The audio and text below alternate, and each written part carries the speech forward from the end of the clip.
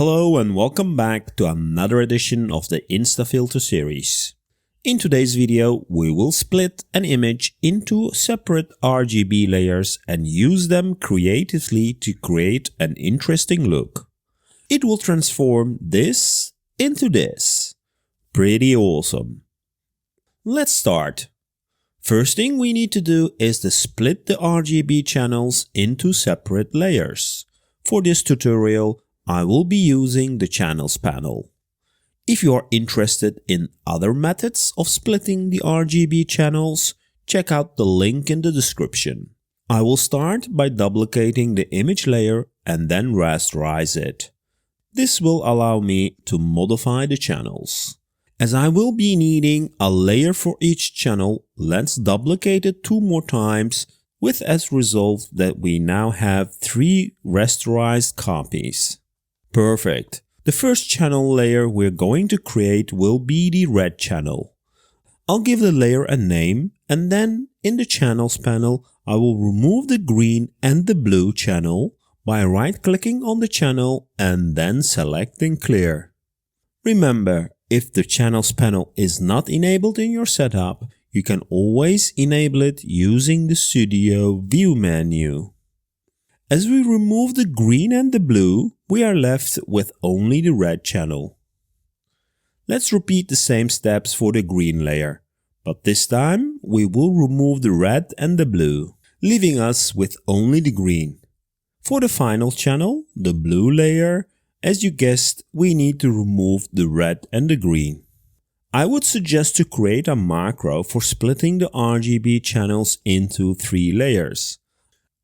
If you're interested, I will provide a link in the description with the macros for all the InstaFilters until today. Before moving on, let's check if we did a correct job. Yep, all looks good. Time for the fun part. I'll group them first and give it a name. And now it gets interesting.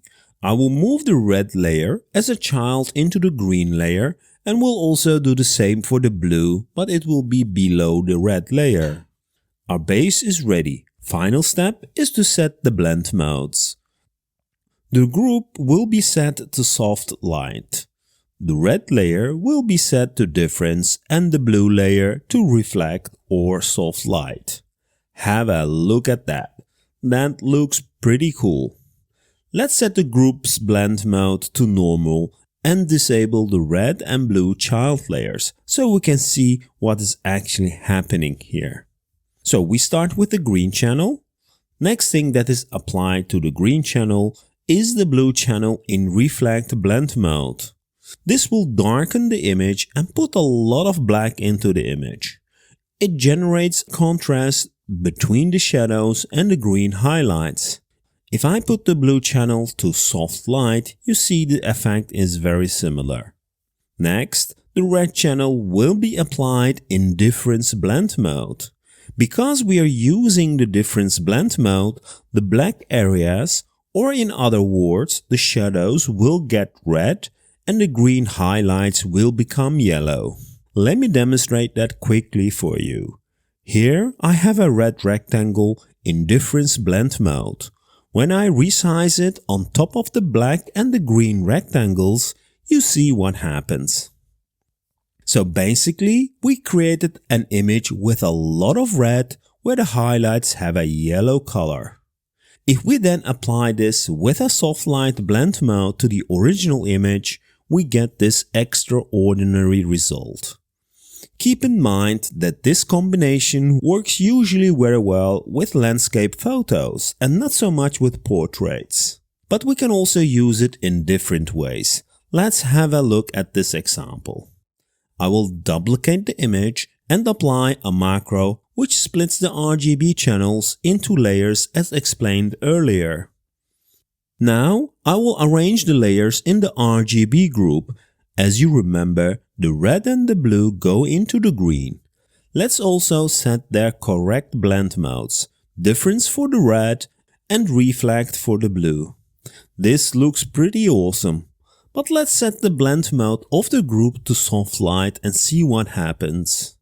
Interesting, but a bit too dark for my taste. But if I change the blend mode to color, wow, that looks amazing. Maybe a bit too much, so a little adjustment on the opacity and have a look at that. Let's move to the next image, where I will apply the same steps. However, instead of moving the red and the blue into the green layer, I will use the red as the base layer and move the green and the blue as child layers. I'm going to use the same blend modes, but for a bit stronger effect, instead of using the soft light for the blue, I will use the overlay blend mode. We get a very greenish image. Setting the blend mode of this group to soft light will not be very helpful, but we can set it to luminosity and look at the result. Pretty interesting. Here are a couple of other examples.